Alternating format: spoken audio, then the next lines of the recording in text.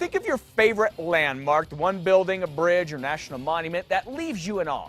No matter how many times you see it, now imagine that landmark draped in fabric. It's no longer visible, but it is still there. Well, that is the inspiration of many works in the new Christo and Jeanne Claude exhibit at the Albuquerque Museum. Here to talk more about this is one of the museum's curators, Andrew Connors. Good morning, Andrew. It's good to see you. Good morning, Matt. It's great to be here.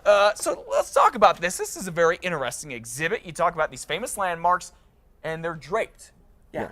What is this all about? Well, the husband and wife team, Christo and Jeanne Claude, have been collaborating, and they're very interested in the idea of seeing something anew by covering it over.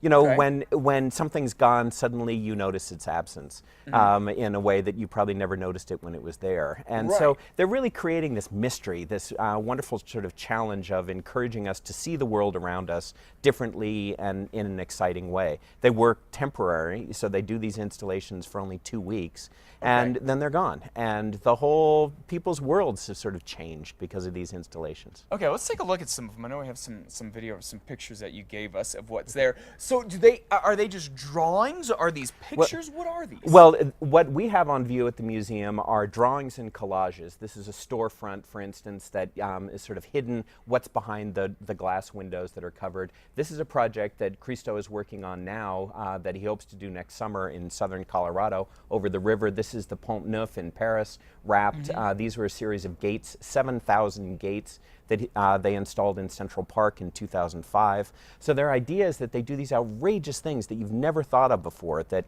nobody would ever think need to be done, and they're just great experiences. And so they really do this. They really put those gates in Central Park. They really put those gates in Central Park, but for years, for almost 30 years, they were planning it.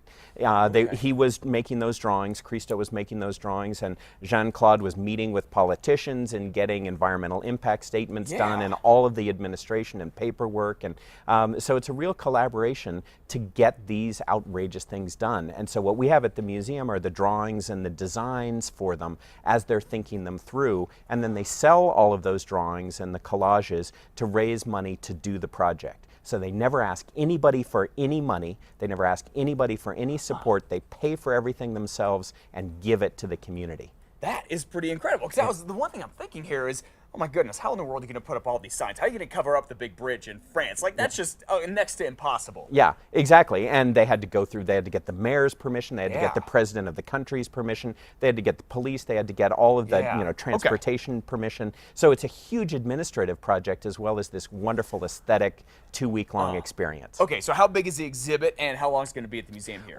We have more than 140 of these collages and drawings and photographs, and then we've got some videos running.